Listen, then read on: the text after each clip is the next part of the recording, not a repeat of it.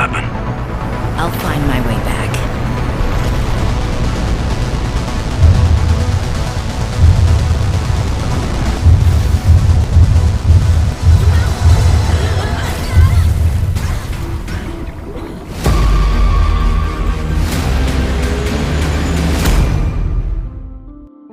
Good evening everybody, and welcome to the final Subnautica Below Zero update before the game's official release. I can almost not believe I'm saying this.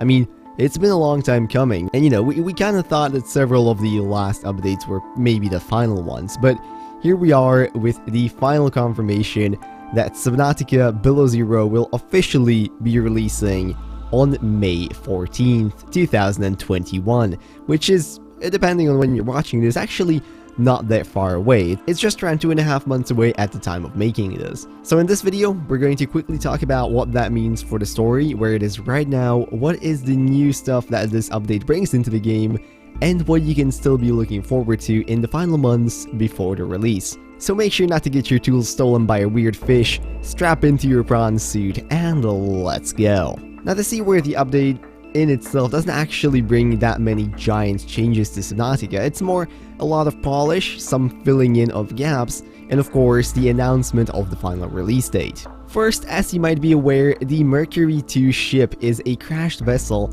that one can find in the Subnautica Below Zero landscape, and it is certainly a fascinating one. Well, as it so happens, its story is now pretty much complete, and I don't really think the ending of the game is going to have too much impact on it, so if you're interested, definitely go dive in there, collect those PDAs, and if you're not, well then just wait for me to make a lore video about it in the future. On that same note, a bit more polished has been put onto the precursor caches and areas that you can find them in. However, given how tightly I am sure all of that stuff will be tied into the game's ending, I'm not fully confident in saying that nothing more can or will change about those before the final release. On that same note, if you have been following Subnautica on Twitter, you would know about this next portion, and that is that the soundtrack for Subnautica Below Zero has been completed, with, as they claim, over 50 tracks and 2 hours of listening by the master himself, Ben Prunty. Sorry if I butchered your name.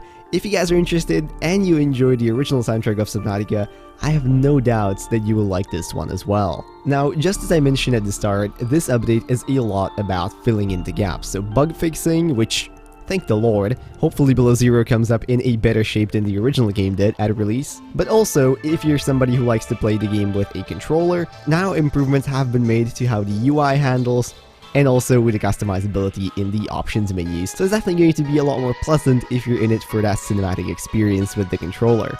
Finally, to wrap up the update portion, a very small change has been added to the prawn suit, and you can now kind of boost forward in it, and also a new loading bar can be seen in the screen, but some of this stuff you would have probably already known if you've been playing on the experimental build. Now, that is effectively everything for the update portion. However, there is something still worth clarifying, and a lot of people seem to be getting this wrong in the comments. The game isn't fully completed as of yet, as is very clearly stated both in the trailer and on the update website.